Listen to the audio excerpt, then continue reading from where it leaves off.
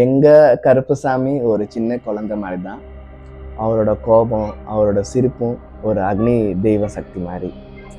யாராலும் அந்த அக்னியை கண்டுபிடிக்கவே முடியாது. நிறைய பக்தர்கள் தன்னோட வாழ்க்கையில என்ன பண்ண போறோம், என்ன சாதிக்க போறோம், என்ன கஷ்டம், யாருமே அந்த நேரத்துல எந்த மக்களும் கூட இருக்காத நேரத்துல நம்ம ஐயா தான், மகனே நான் உன் கூட இருக்கிறேன், நீ இன்னும் வாழணும், இந்த உலகத்துல சாதிக்கணும், நீ இந்த உலகத்துல நீ நிறைய உன் திறமை காமிக்கணும்னு சொல்றாரு ஒரே ஒரு தெய்வம் நம்ம ஐயா கருப்பசாமி தான். நாளுக்கு நாள் கருப்பசாமியோட பேரும் புகழும் பெருகிட்டு போகுது. அவர் மட்டும் இல்லை, எத்தனையோ பக்தர்கள் வாழ்க்கையில நீதான் என் குழந்தைன்னு சொல்லிட்டே இருப்பாரு.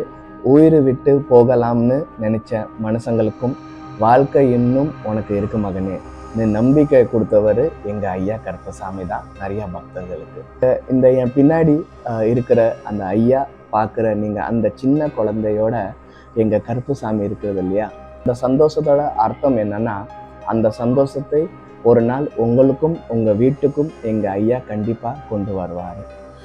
ஒரு காலத்துல இந்த உலகத்துல கடவுளே இல்லைன்னு சொன்னவங்களுக்கும் இன்னைக்கு முழு மனசோட முழு நம்பிக்கையோட கடவுளை நம்புறதுக்கு காரணம் எங்க ஐயா கருப்பசாமி தான் கொடுத்துக்கிறாரு. ஆனா முக்கியமா என்னன்னா, கருப்பசாமியை நம்மள விரும்பணும். கருப்பசாமியை நம்ம விரும்பினா கருப்பசாமியே டிசைட் பண்ணுவாரு, என் பக்தனை நான் காப்பாற்றணும், அவரே டிசைட் பண்ணுவார். கருப்பசாமியோட சேர்ந்து நல்ல மனசோட இந்த உலகத்துல வாழ்ற உங்களுக்கும் ஒரு நாள் கண்டிப்பா வரும்.